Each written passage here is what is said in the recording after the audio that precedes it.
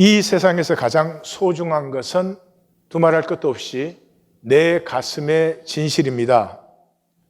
이것을 버리면 모든 것을 가져도 허무한 것이고, 이 내 가슴의 진실을 지켰으면 모든 것을 잃어버리고도 행복하고 모든 것을 얻은 것입니다. 사실은 이 가슴의 진실은 대개 예술에서는 사랑으로 표현합니다. 그게 제일 쉬우니까 사랑으로 표현하지만, 사랑뿐만이 아니라 우리의 삶에서, 우리의 직업에서든지 우리가 하는 일이든지 뭐든지 하여튼 나에게 소중해서 내 일생에 이것만큼은 내가 지키고 피우고 싶은 그런 것이 우리에게 있지요. 특별히 우리에게는 하나님과 관계. 다른 것은 몰라도 하나님과 관계에서만큼은 가슴의 진실이 있어야죠. 하나님과 관계가 거짓이 되어버리면 그건 참 불행한 일입니다. 이것을 노래한 오페라가 아이다인데요. 조세프 베르디의 마지막 역작이에요. 주제는 영원한 실제는 무엇이냐 하는 것이에요. 그 말에는 역사는 해프닝이다. 역사는 우연의 산물이다. 이걸 제일 잘 표현한 분이 톨스토이예요. 그 전쟁과 평화에서 나폴레온 얘기를 하면서 세상이 나폴레온은 다 영웅이라고 해요. 그런데 톨스토이는 영웅은 무슨 영웅? 역사는 이렇게 물결이 생기는 거예요. 그래서 물결이 올라갈 때는 누군가는 그 꼭대기에 있게 돼 있어요. 나폴레온이 위대한 게 아니라 그냥 역사가 그 당시 필요한 한 사람을 쓰고 지나갔을 뿐이다 하는 것이에요. 그러므로 이 역사 안에 흐르는 실제는 현상이 있는 것이 아니라 우리의 가슴에 있는 것이다 하는 것이에요. 근데 아이다는 잘 모르셔도 아마 아이다의 행진곡은 분명히 들으면 아실 거예요. 그래서 일단 개선 행진곡을 한번 듣겠습니다.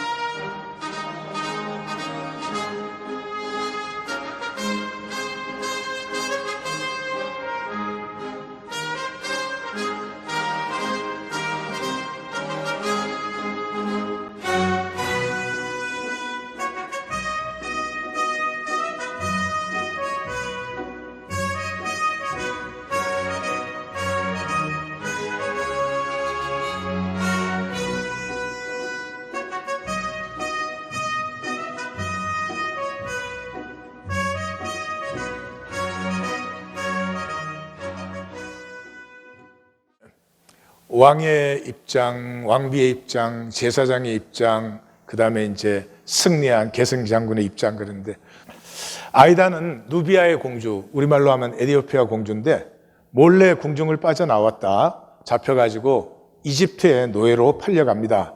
거기서 라다메스와 사랑에 빠집니다. 여기서 이제 첫 주제가 시작되는 것인데, 현상의 위치는 허상이다. 공주냐 노예냐, 그것에 인간 가치가 있지 않다. 실제는 가슴의 진실을 지키는 것이다. 공주라도 가슴의 진실을 버렸으면 그건 허무한 인생이고, 노예라도 가슴의 진실을 지켰으면 그건 존귀한 인생이 된다 하는 것이죠. 그래서 아므나스로가 아이다의 아빠 에디오파 왕인데 이집트를 침공해 들어와요. 그런데 라다메스가 이제 신탁에 의해서 총사령관이 되어서 나가서 승리를 하게 되죠. 그래서 개선 행렬에서 잡혀온 아므나스로를 자기 아버지를 아이다가 봅니다. 그러니까 갈등이 되죠. 아버지와 사랑하는 라다메스 사이에서. 아이다의 말을 들은 라다메스는 이제 파라오가 개선 장군의 소원을 들어주게 돼 있거든요. 소원이 뭐냐고 하니까 이 누비아의 포로들을 해방해 달라고 합니다. 그런데 이제 사제들이 반대를 해요. 하여튼 이 문학엔 되게 사제들이 항상 악하게 나와요. 저는 기독교의 사제가 되기를 원치 않습니다. 이 사제의 역사는 델피 신전에서부터 시작되는 것인데, 말만 가지고 정치 종교와 붙어가지고 온갖 나쁜 짓을 하는 것이 역사의 사제들이었어요. 예수님은 사제 없앴죠. 만인 제사장설. 그래서 사제들이 그러면 이게 개선 장군의 요청이니까 죽일 수는 없으니까 그러면 노예로 만들자 그래서 노예로 만들었어요. 그러니까 여기에서 그 굉장히 그 비인격적이고 비인간적인 그런 종교의 모습도 보여줍니다. 두 번째 그 주제가 여기서 나오는데, 생명의 아름다움은 가슴의 진실을 지키는 이 인간의 존엄성에 있다. 이 가슴의 진실이 없으면 모든 것은 우연이에요. 그냥 산물로 흩어지는 현상이에요. 바람에 나는 겨예요. 그래서 이제 파라오는 자기 공주 암네리스를 이 라다메스와 결혼시키려고 합니다. 그러는데 그 밤에 신전에서 네 사람이 충돌하게 됩니다. 아이다와 라다메스와 그 다음에 공주 암네리스는 결혼 기도를 위해서 신전에 왔고, 그 다음에 그 아이다의 아버지 아므나스로가 네 사람이 그 신전에서 만나면서 이 소용돌이가 휘몰아쳐요. 그래서 아므나스로는 그 딸을 이용해서, 라다메스를 이용해서 이집트를 탈출하자고 합니다. 그런데 라다메스는 아무리 전쟁의 포로지만 그 인간의 모든 기본적인 것을 짓밟아버리고 저렇게 노예화시키는 것은 옳지 않다고 생각을 합니다. 그게 또 이제 아이다를 사랑하니까 이 포로들을 데리고 탈출하고 자기는 이제 망명을 결단을 합니다. 요 부분의 갈등의 노래를 또 들어보겠습니다. 요 노래할 때 이 음악 때문에 그런 건지 가사대로 해야 되니까, 악보대로 해야 되니까 굉장히 번역이 좀 이상해요. 그래서 제가 내용 번역을 했습니다. 저는 가사 번역을 할 실력은 안 되고 이 노래 전체 내용은 이런 것입니다 하는 번역을 보시면 되겠습니다. 우리의 복잡한 인생들,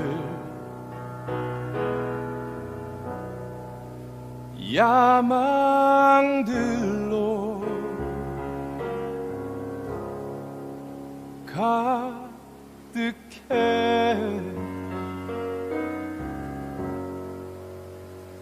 그 속에서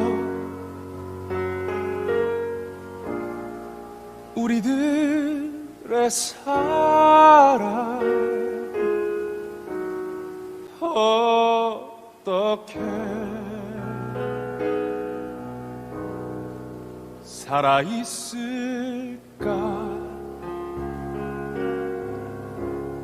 이런 믿기 어려운 인생, 그런 삶은 난 싫어. 이런 믿기 어려운 인생, 그런 사랑 난 싫어. 다 단지 우리 시간이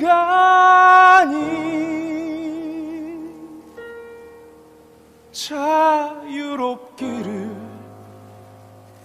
바랄 뿐.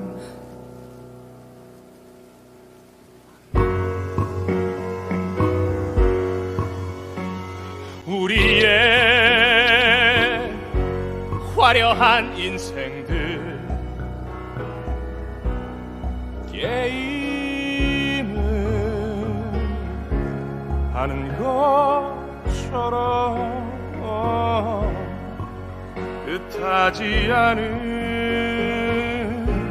사랑의 감정이 생기고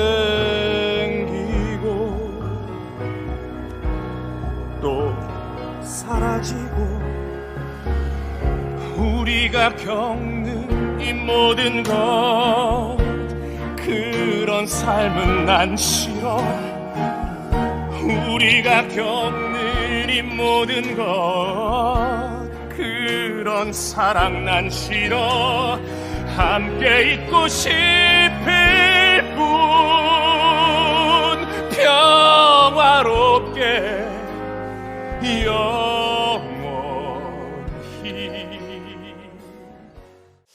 하여튼 아므나스로가 이제 그걸 알고 성급하게 아이다의 아버지가 포로들에게 탈출 준비를 시키고 막 이러는 바람에 기도하러 왔던 그 암네리스 애굽 공주에게 발각이 되어버립니다.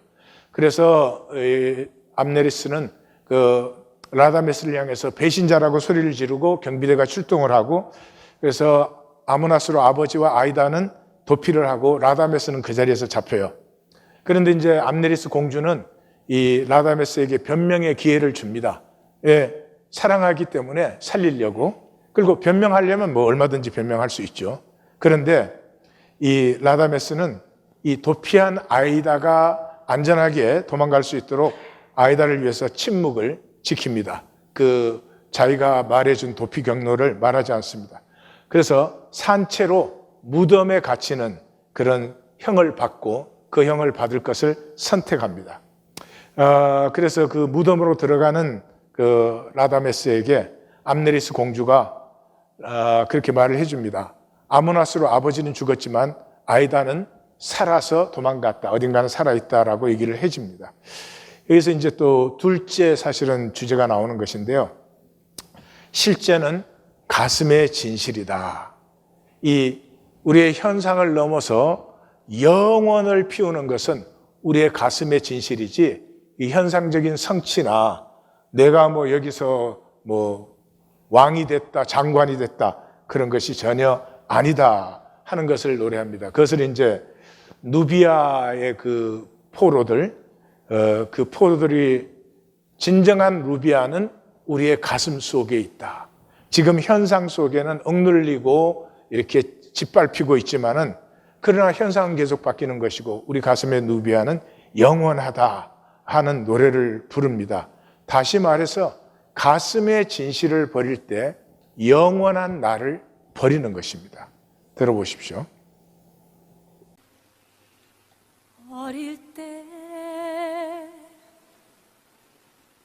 뛰놀던 그곳, 꿈에라도 보고 싶어. 한 번 더 그 자유로움 다시 느끼고 싶어. 멀리서 내게 들리는 평화로운 그 막소리, 나는 다시 또 듣고 싶어. 조국의 그 노래를, 신의 사랑 누비야 금빛으로 빛나 속에 축복이 가득해 고통의 누비야 뺏기고 억압받아도 짓밟혀도 그것은 오직 한순간일 뿐 사랑 누비야 그 종이 가득해 부요의 노래가 온 땅에 울리네 눈물의 누비야 이건 한순간일 뿐 강물에 흘려보내 다시 울지 않으리 신의 사랑 누비야 내 조국 영원하니 기록 짓밟혀 되어져도 내 맘에 있는 것 부서진 누비야 이건 한순간일 뿐 내 몸은 찢겨져도 내 영혼 불타올라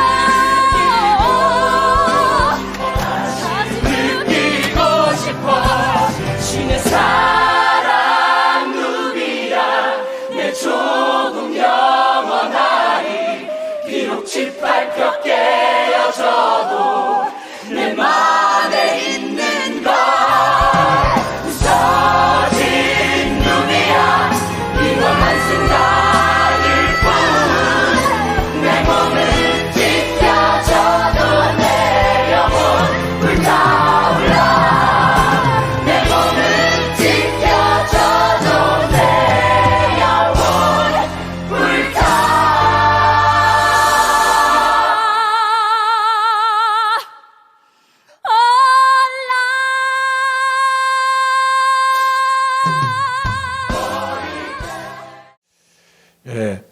암네리스가 그 라다메스를 사랑하기 때문에 사제들에게 애원을 하는데도 라다메스는 산채로 이제 무덤에 갇히게 됩니다. 이 무덤에 들어가는 라다메스는 이 아이다가 자신의 죽음을 모른 채 고향까지 잘 도피해서 살기를 그렇게 기원합니다. 애굽 왕조는 백인 왕조예요. 그리고 애굽 밑에 에티오피아, 수단은 다 흑인 왕조들이죠. 그 애굽이 아프리카인데 백인 왕조가 된 것은 역사에 청동기가 끝나고 철기 시대가 시작될 때 이 철기를 가졌던 사람들을 씨 피플이라고 불러요. 이 사람들이 지중해 연안을 다 휩습니다. 그때 가나안 쪽으로 들어온 사람들이 블레셋이 돼요.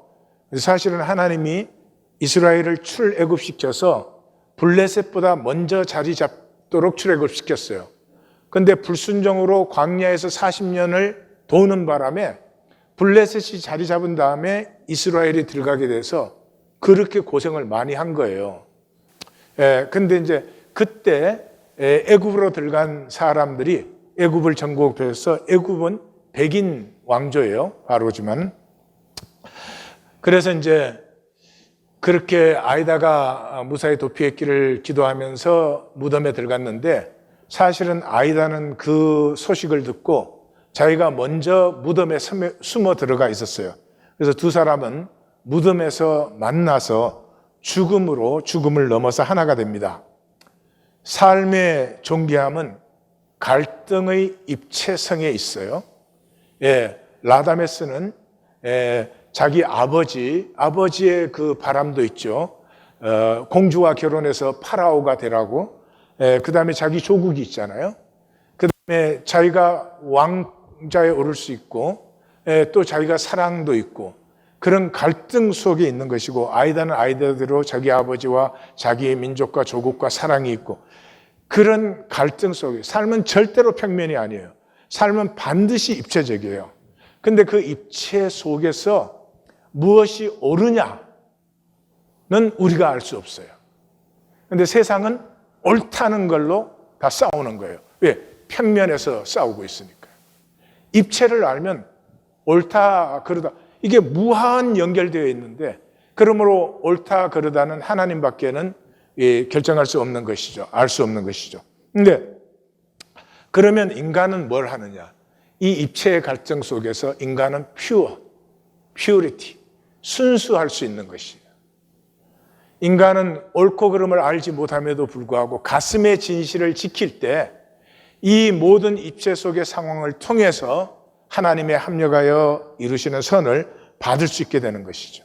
그래서 mystery remains to be mystery all the time. 삶에서는 절대로 내가 삶을 figure out 해가지고 이렇게 하면 복 받는다, 이렇게 하면 잘 될 거다. 자기가 계산하는 사람은 그 사람은 망하는 사람이에요. 왜냐하면 내 계산대로 안 되는 거예요. 그리고 이 삶의 이 신비, 이 무한 깊이는 현상적 보상을 받으면 안 돼요. 이 값싼 종교는 항상 현상적 보상을 약속해요. 하나님이 이렇게 믿으면 잘 된다 그러는데 해봐야 되지도 않지만 그걸 믿고 사는 사람의 인격은 얕을 수밖에 없죠. 예. 그래서 예수님은 산상수훈 중심에서 이 신앙의 가장 중요한 세 가지가 구제와 기도와 금식이에요. 근데 구제와 기도, 금식에서 똑같이 3번 강조해요. 그들은 이미 자기 상을 받았느니라. 이게 사람한테 보여주고 사람한테 인정받은 사람들.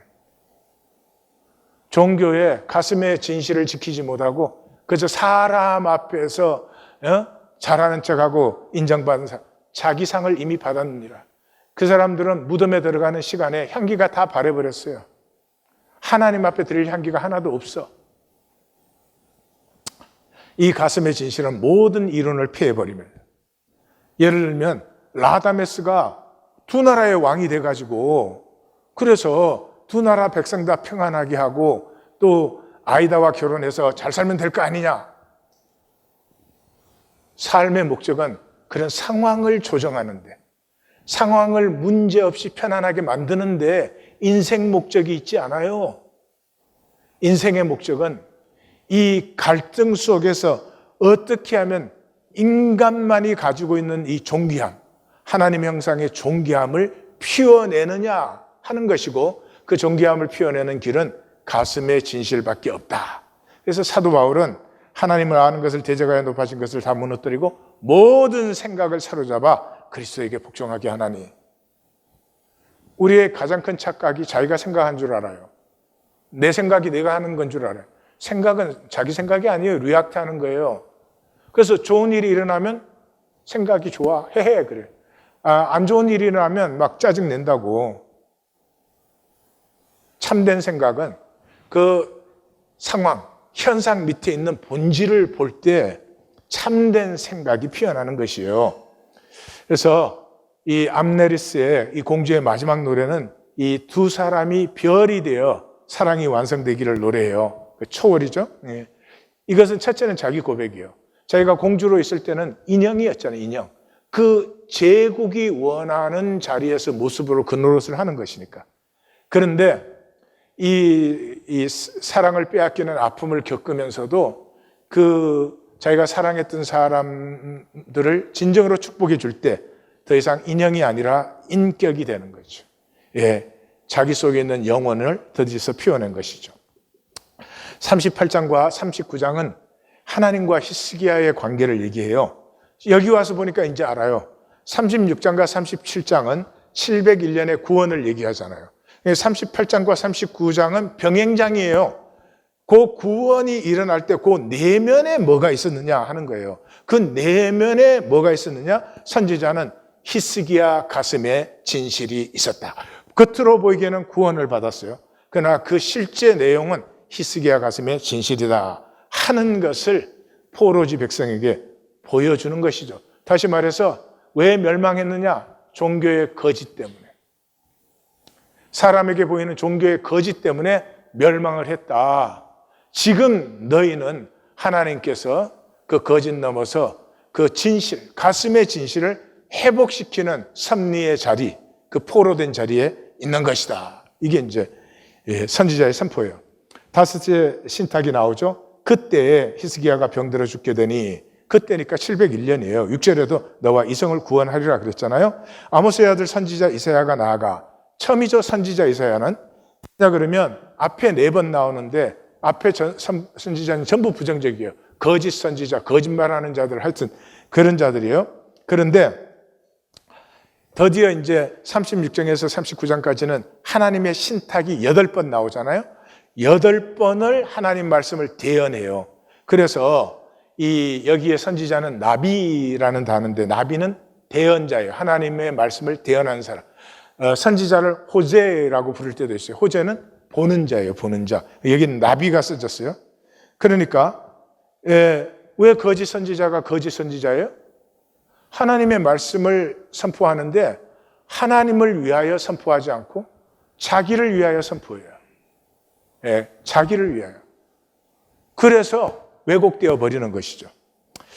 여호와께서 말씀하시기를 너는 내 집에 유언하라. 내 집에 유언하라 그랬으니까 왕의 유언은 후계자 선포죠. 그러니까 눈치가 딱 오죠. 유다는 멸망하지 않는다. 유다 멸망할 거면 후계자가 왜 필요해요? 37장에서도 우리 이미 보았죠. 올해는 스스로 난 건, 내년에는 거기서 난 것, 3년째는 심고 거둔 것을 먹는다. 그러니까 망하지 않는다는 거 아니에요. 자, 내 집에 유언하라 그러면서 내가 죽고 살지 못한다. 이게 선고예요. 내가 죽고 살지 못한다. 이게 선고예요. 다시 말해서 이게 상황적 사실이에요. 히스기야도 살 수 없고 나라도 살 수 없어요.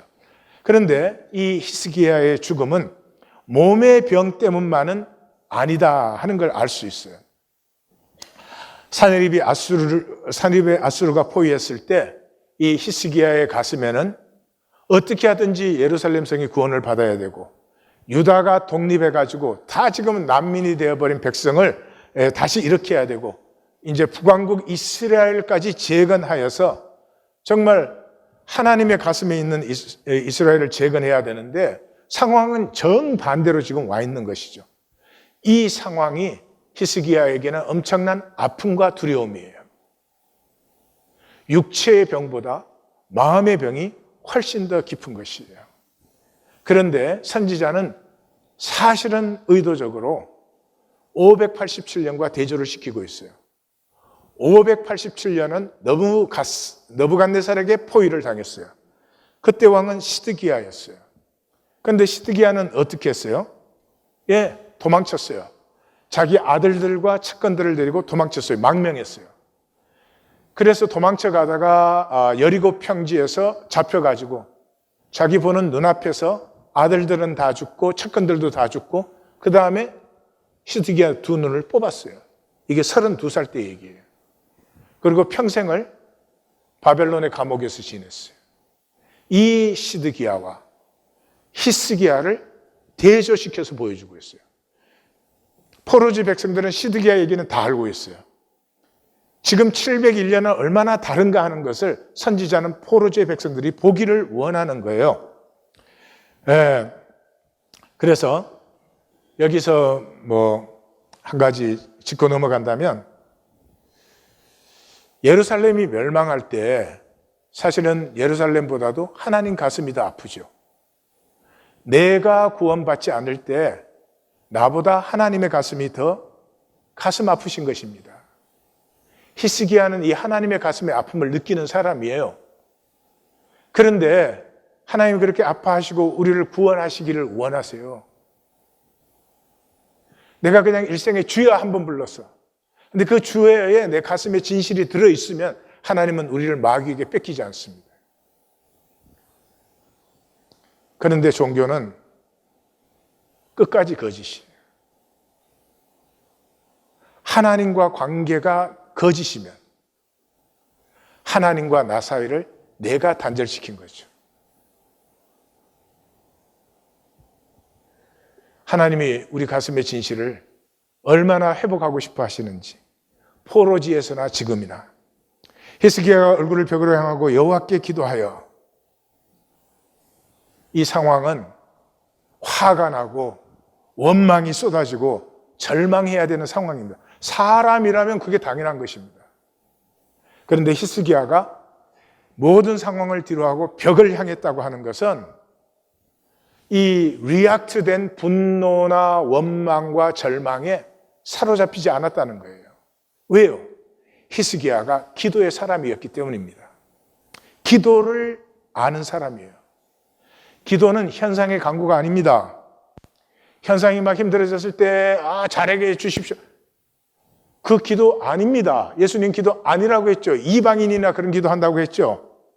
상황에 리액트하는 건 기도가 아니에요. 상황에서 그냥 왔다 갔다 하는 건 기도가 아니에요. 왜? 하나님과 교통이니까. 하나님과 교통은 어디로 가야 돼요? 상황 밑에 실제 세계, 본질의 세계, 입체의 세계로 가야 돼요. 본질 세계 안에서 통함이 기도예요. 그러니까 본질 세계를 알려면 이 본질 세계 신비를 알아야 통하죠. 알아야 통하죠. 이런 말이에요. 부부 사이에도 서로의 그 깊이를 아는 사람은 그렇잖아요. 똑같은 걸 얘기해도 우리 남편에게는 이렇게 말하면 안 된다 하는 걸 알아요. 그러니까 이 뜻을 우리가 함께 하려면은 이 말을 이렇게 해야 된다는 걸 알아요. 그 사람의 깊이를 알기 때문에. 그러면 통하는 거예요. 근데 안 통하는 사이는, 현상뿐인 사이는 뭐예요? 이게 옳은데, 이게 옳다는데 왜 말을 안 들어? 그걸 기도라고 불러요, 하나님 사이에. 중언 부언이에요. 막 잘해주시옵소서, 살려주시옵소서, 뭐 난리가 나지. 그냥 현상의 파동이지. 우리 교회에서 어회와 통찰을 자꾸 훈련시키는 이유가 뭐예요? 현상 보면 깊이가 보여야 기도가 되는 거예요. 기도가 통하고 응답이 나타나는 거예요. 내가 주 앞에서 진실과 전심으로 행하며 주의 목전에서 선하게 행한 것을 기억하소서 하고 심히 통곡하니. 그래서 중요한 건 제3자화예요. 본질계를 아는 사람, 이 본질의 입체계를 아는 사람은 항상 자기가 삼자화돼요. 하나님 앞에 나아갈 때는 사람들 앞에서 거짓되고 내 마음대로 하고 가면 쓰고 하던 그 나는 하나님 앞에 못 나가요. 하나님 임재 앞에 딱 나가는 순간에 진정한 나가 내가 내랍시고 설치고 댕기는 나와 딱 분리돼 버려요. 그래서 회개가 터지는 거예요. 뭐 잘못한 거 용서해달라고 비는 게 아니에요. 그래서 내가 제3자화예요. 그러니까 우리가 일을 할 때도 일만 보는 게 아니라 그 일을 하는 나를 볼 수 있어야 돼요. 그 일을 내가 왜 하는지, 계산은 안 들어있는지, 깨끗하지 못한 동기는 안 들어있는지, 이게 3자화 돼야 되는 거죠. 이 히스기야의 기도는 그게 딱 들어있잖아요. 그래서 두 가지가 들어있어요. 첫째, 들림이 들어있어요. 자신과 상황이 동일화되지 않아요. 상황을 보면은 하나님의 선교가 분명히 죽고 살지 못해. 너도 그렇고 성도 그렇고 이제는 끝이라는 거예요. 그러나 이 상황에서 차별된 나는 하나님을 향하여 하나님의 약속을 향하여 나아가는 초월된 상황의 다스림이 그게 들어있어요.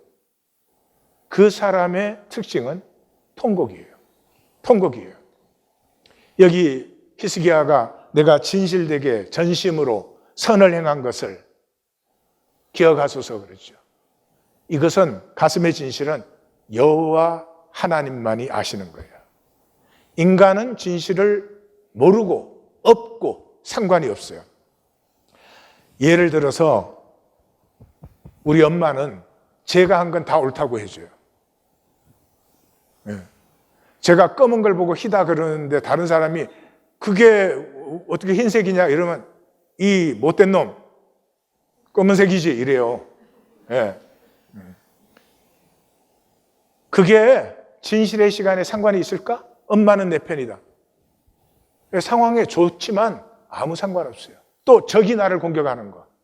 하여튼 뭐든지 막 꼬고 이래가지고 저를 공격하는 거. 그게 저한테 무슨 상관이 있을까요? 진실의 시간에? 아니, 아무 상관이 없어요. 우리의 가슴의 진실을 세상 끝날 때까지는 하나님밖에 몰라요. 하나님밖에 몰라요. 하나님밖에 모를 때 터지는 게 통곡이에요. 하나님밖에 모르는 걸 설명해요? 사람들에게 이해시키려고? 그렇게 되지 않아요. 이건 설명이 안 되고 설명할 수 없는 것이기 때문에 통곡으로 터지는 거예요. 그래서 베드로가 통곡이 터졌잖아요.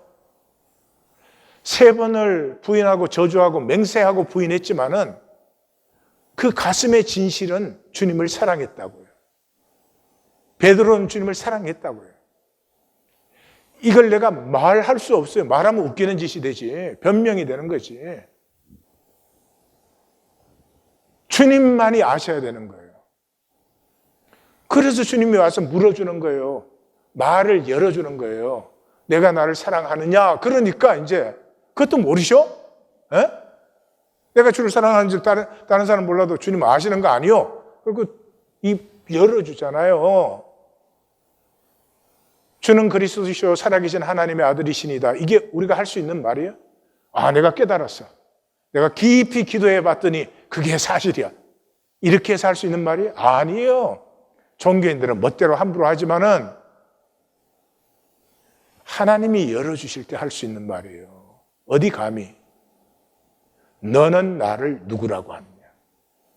우리 가슴에 무르익었을 때, 말로 할 수 없지만 내 가슴에 진실일 때 하나님이 열어주시는 거예요.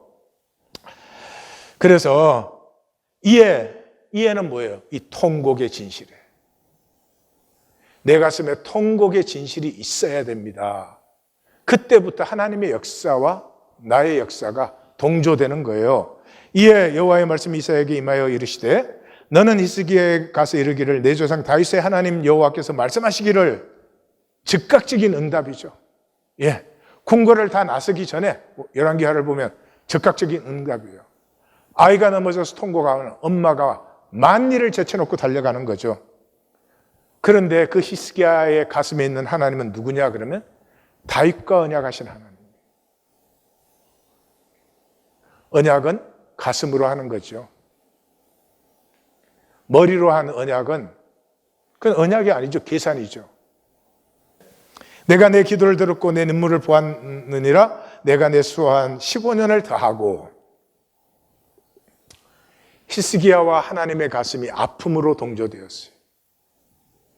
이 예루살렘의 멸망을 히스기야는 무지하게 아파하고 있습니다. 죽을 정도로 아파하고 있습니다. 그게 하나님의 가슴이었어요. 이 동조된 가슴에 새 차원이 열리는 거죠. 여기 15년 더해준다는 것은 15년 더해준다는 얘기가 아니에요. 생명은 절대로 양이 아닙니다. 질이에요. 예? 15년은 양이 아니고 질이에요. 이걸 잘 보셔야 돼요. 예.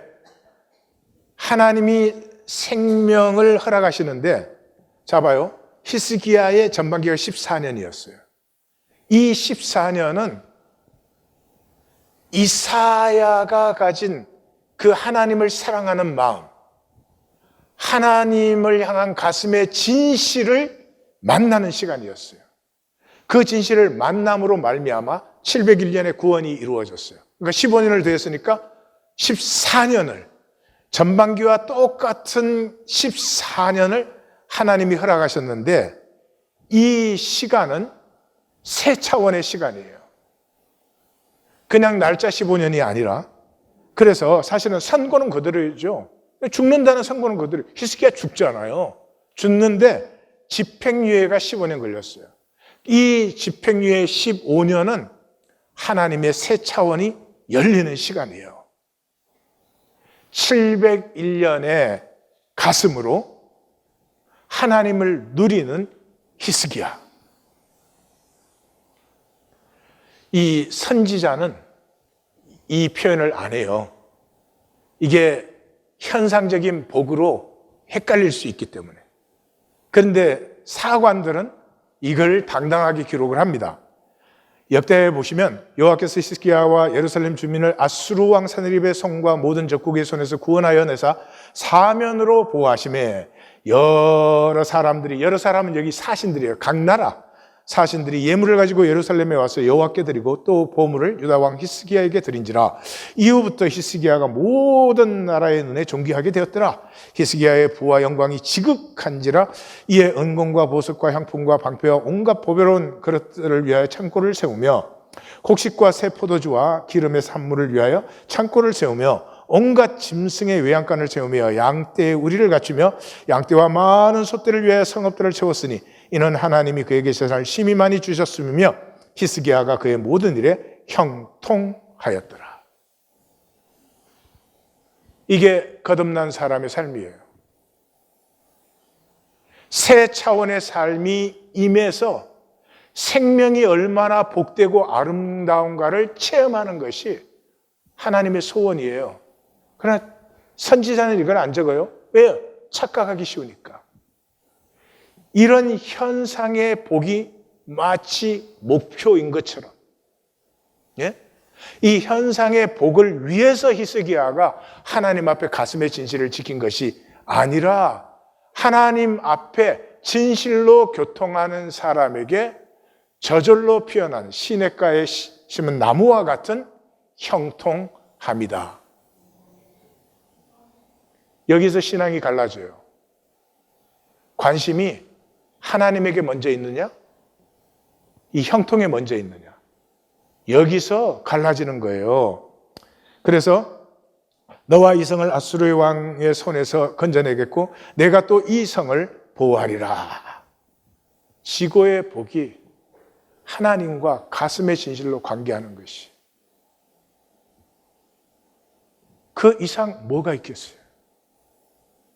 그거 없으면 다 버린 거예요. 도대체 뭘 위해서?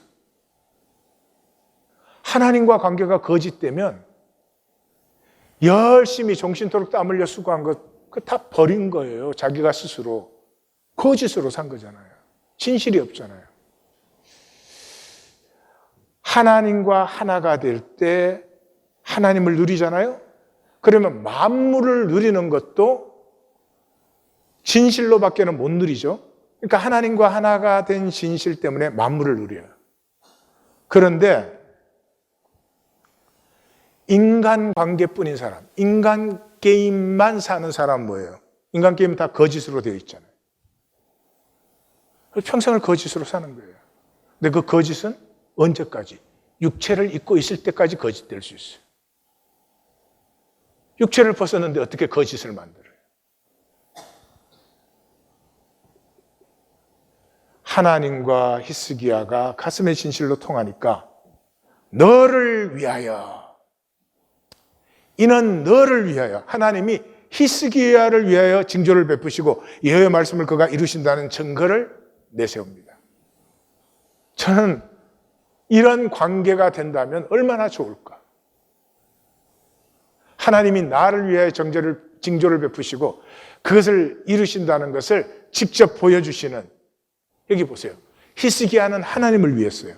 그런데 하나님은 히스기야를 위했어요. 당연한 거 아니겠어요? 그 징조가 뭐였어요? 보라, 아하스의 해시계의 그림자를 10도 뒤로 물러가게 하리라. 이 해시계의 그림자가 10도 뒤를 물러가니라. 징조는 평면에 현현된 입체의 신비예요. 인터스텔라라는 영화 있어요. 고마워요. 그런 영화를 만들어주신 분에게. 아니면 이거 설명하는데 한 몇십 분 걸려야 될 거예요. 인터스텔라는 영화에서는 쿠퍼라는 아버지가 6차원 세계에 들어갑니다. 우리가 사는 세계는 4차원이에요. 이 공간은 3차원인데 우리는 시간은 1차원밖에 없어요. 그냥 시작에서 끝으로 흘러가는 시간밖에 우리에게는 없어요. 그런데 시간도 3차원이에요. 또 그 3차원의 각 차원이 또 3차원이에요. 그래서 무한 차원이 돼요. 근데 그 영화에서는 겨우 6차원이야. 6차원인데도 이 쿠퍼 아버지가 딸이 다 늙은 때에 젊은 아버지의 모습으로 딸을 만나요. 왜요? 이 1차원 시간에서 직선으로 흐르는 것이 아니라 이 시간의 이 깊이 속에는 이 시간이 앞뒤로 흐르고 있거든요. 그러니까 하나님의 징조가 그렇게 어려우세요? 평면에 입체의 신비가 나타나는 거예요. 저도 하나님을 믿고 살면 일생에 이런 경험은 한두 번 있어야 되는 거예요. 그래서 신앙은 하나님을 위하여예요. 하나님을 위하여. 이걸 가장 잘 보여주는 게 시편 57편이에요. 다윗이 굴에 숨었을 때 사울 피해서 그때 시편이에요. 내게 은혜를 베푸소서 2번. 내가 주께 피합니다. 지존하신 주님 모든 것을 이루시는 하나님께 내 부르짖습니다. 나를 삼키려는 자들, 나를 찢고 불사르는 자들 때문에 내가 죽어갑니다. 그러면서 뭐라고요? 하나님이여 주는 하늘 위에 높이 들리시며 주의 영광은 온 세계 위에 높아지기를 원합니다. 억울합니다. 그러나 내 영혼은 확정되고 확정되었습니다. 내 영광이 깨어날 것입니다. 나는 찬양합니다. 찬양합니다. 주의 크신 인자와 주의 강대한 진리 때문에. 그리고 뭐라고요? 하나님이여 주는 하늘 위에 높이 들리시며 주의 영광은 온 세계 위에 이게 뭐예요? 아무리 억울하고 악하고 고통스러운 상황에 들어와 있어도 내 상황이 아니에요. 더 근본적인 것은 그것에 하나님의 통치만 임하면은 악과 거짓과 모든 파괴는 쓰러지게 되어 있는 것입니다. 나는 하나님을 누리기를 원합니다. 이 땅에 있는 동안 어떤 상황에서든지 하나님을 누리기를 원합니다. 이게 시편 57편이에요. 종교는 우상숭배예요. 종교는 우상숭배예요. 왜요? 나를 위한 나의 믿음이니까. 여러분 10계명을 보시면 1계명이 다른 신 두지 말라. 3계명이 헛되이 나의 이름 부르지 말라. 4계명이 안식일 네 마음대로 지키지 말라잖아요. 그 핵심이 어디에 있어요? 2계명에 있어요. 너를 위하여 살기 때문에 하나님까지도 상대화시키는 거예요. 이스라엘의 악한 왕들이 왜 악한 왕들이에요? 아니 악한 왕 되고 싶은 게 소원이었어요? 악한 왕 되려고 아니에요. 자기는 자기의 논리를 가지고 자기 나름대로 한 거라고요. 여러분, 제가 이렇게 한번 물어보겠어요. 재벌 아버지가 있어요. 근데 이 아버지는 사랑도 많고 인격도 성숙하시고 모든 일에 정말 아름다운 분이야. 근데 아들이 둘이 있어. 그 첫째 아들은 아버지가 좋아. 나 아버지 닮고 싶어. 나 아버지처럼 살고 싶어. 그래서 아버지를 사랑하는 거예요. 둘째 아들도 똑같이 잘해. 근데 아버지에게 잘해야 유산이 오기 때문에. 첫째는 가슴의 진실의 사람이에요. 둘째는 종교인이에요. 종교인은 나를 위하여가 먼저예요. 이것이 예수님과 가룟 유다를 가르는 거예요. 나의 원대로 마옵시고가 없어요. 끝에가 자기를 위하여요. 어떻게 메시아라면 저렇게 잡혀 죽을 수가 있어? 그건 말이 안 되는 거지. 결론은 아주 심플하게 납니다. 한 뭉치 무화과로 종초에 붙이면 왕이 나으리. 그러니까 병이 뭐였어요? 종기였어요. 종기. 죽을 병이 아니었어요. 이 종기 때문에 죽어가는 것은 히스기야의 마음의 병이 더 심했던 것이죠. 뭐 무화과는 이 고대 근동에서는 다 약재료로 썼어요. 예, 그 메소포타미아에는 치통과 이 폐렴에 무화과를 썼다고 해요. 티르키에서는 지금도 무화과를 약재료로 씁니다. 그러고는 이렇게 마칩니다. 내가 여호와의 전에 올라갈 징조가 무엇이냐? 슬쩍 물어요. 여러분, 그 열왕기를 보면 밀당하잖아요. 예, 징조를 보여주겠다. 그래서 해 그림자를 앞으로 가게 하겠다. 그러니까 히스기야가 앞으로 가는 건 쉬운데 그 뒤로 가게 했으면 좋겠다. 이래 가지고 뒤로 갔다 이렇게 돼 있잖아요. 그런 걸 선지자는 슬쩍 지나가는 거예요. 그러고는 이 귀절을 by the way, 징조를 물었다. 뭐 이렇게. 예, 그 왜 그래요? 히스기야의 가슴에 있는 그 가슴의 진실을 강조하기 위해서. 다른 것들은 초점에서 흐리게 만들고 초점은 히스기야와 하나님 사이에 있는 가슴의 통함에 이 스파트라이트를 주기 위해서 이거 슬쩍 지나가는 것처럼 그렇게 얘기하잖아요. 이 세상에서 제일 어려운 것이 가슴의 진실을 사는 것이. 첫째는 상황.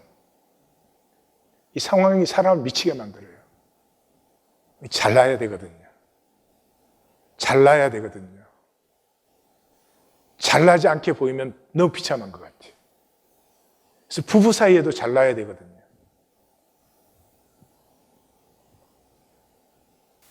아무리 잘나면 뭐합니까? 아무리 잘나 보이면 뭐합니까? 그게 잘난 겁니까? 하나도 잘난 거 아닙니다. 그리고 자신은 스스로 속이죠. 그 욕심을 붙들기 위해서 이거 어쩔 수 없는 거야. 나도 언젠가는 가슴에 진실을 살 거야. 지금 좀 상황이 어려워서 그래. 등등등등.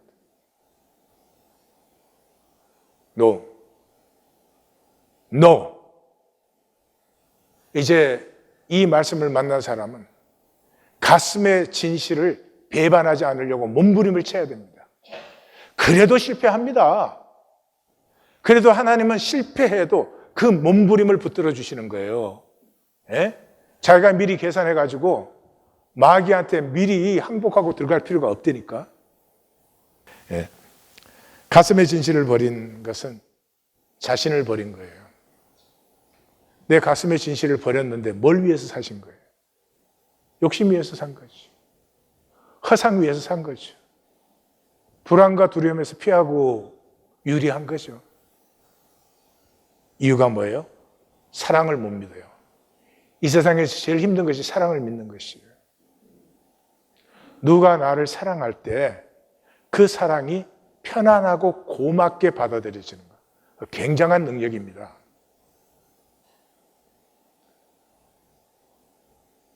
나에 대한 자존감이 있고 내가 떳떳할 때 그게 그래요. 죄책감이 있고 막 내가 부족하게 느껴져서 가리고 막 성취해야 되고 이런 사람은 누가 나 사랑한다 그러면 안 믿어져요. 저게 뭐 나한테 얻을 게 있어서 그러나 이래요. 그러니 사람의 사랑도 안 믿어지는데 하나님의 사랑을 믿어요? 기독교는 그냥 믿는다고 만들어 놓은 거예요. 하나님의 사랑을 믿으면 지금 히스기야가 받은 15년 새 차원 생명의 시간이 들어와 버리는 거예요. 그리고 하나님의 형상에서 솟아나는 생수의 샘이 솟기 시작하는 것이에요. 그래서 필요한 것은 아무것도 없어요. 하나님과 나 사이의 가슴의 진실이. 바늘 끝만 해도 괜찮아요. 가슴의 진실이에요. 이 가슴의 진실은 헷가닥이 아니에요. 욕심으로 살던 내가 갑자기 진실로 사라지지 않아요. 한 걸음씩 걷는 것입니다. 이 말씀 만났으면 단 한 걸음이라도 걷는 것이 있는 것이 가슴의 진실이지 제 말씀 이해한 것이 아닙니다. 기도하십시다.